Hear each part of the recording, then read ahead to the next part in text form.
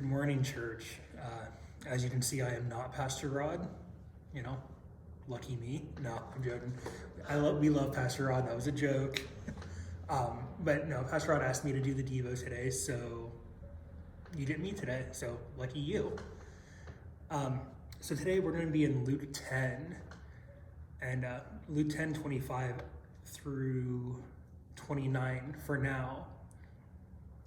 And that says, one day an expert in religious law stood up to test Jesus by asking him this question: "Teacher, what should I do to inherit eternal life?" Jesus replied, "What does the law of Moses say? How do you read it?" The man answered, "You must love the Lord your God with all your heart, all your soul, all your strength, and all your mind, and love your neighbor as yourself." "Right," Jesus told him, "do this and you will live." The man wanted to justify his actions, so he asked Jesus, "And who is my neighbor?" That's a really important question, don't you think? Who is my neighbor? I mean, I'm pretty sure most of you know what this story is leading into, but that's a good question to think about, because the way I picture it, this leader of the religious law is probably things like, oh yeah, me and Ted, we're like-minded, we get along great, we believe the same things, we do the same things, we go out to eat at the same places, I mow his lawn when he needs it, he mows my lawn. Whatever, I treat my neighbor well, so I'm good. But in my class that I'm in right now, we've actually been talking about how with technology and travel being the way they are, our neighborhood has expanded a lot. We live in a global neighborhood. It's no longer just our little circles or cliques or whatever you want to call them that are our neighbors. We live in a global neighborhood, meaning the entire world is our neighbor. So, and I think that's what Jesus was getting at as he gets into this next part of the verses, starting at verse 30. Jesus replied with a story.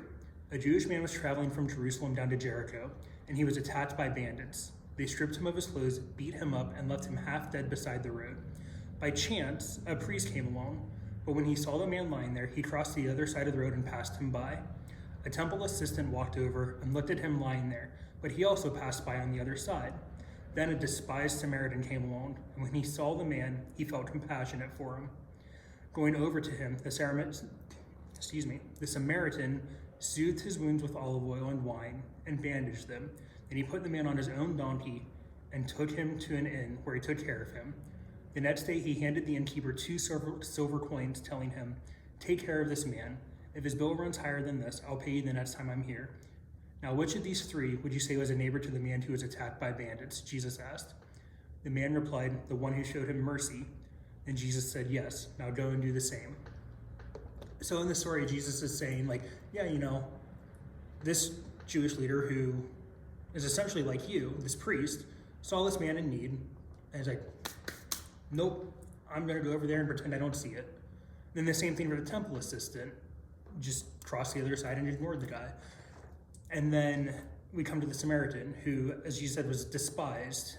Back then the Samaritans were viewed as less than, were different, were despised, whatever. They were just viewed as disgusting. Can't put it any other way. Saw this man, and he was compassionate towards him. He took compassion on the man, bandaged his wounds, and took care of him. When we live in a global neighborhood, that's what we need to do. We need to look out for each other, but also for everyone.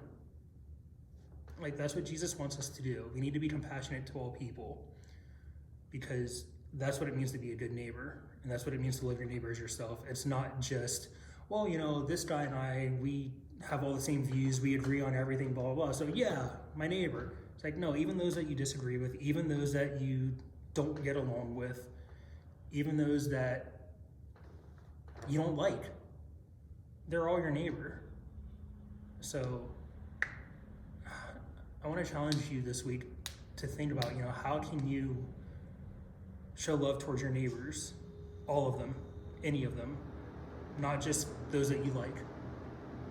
So thanks for listening, and have a good day.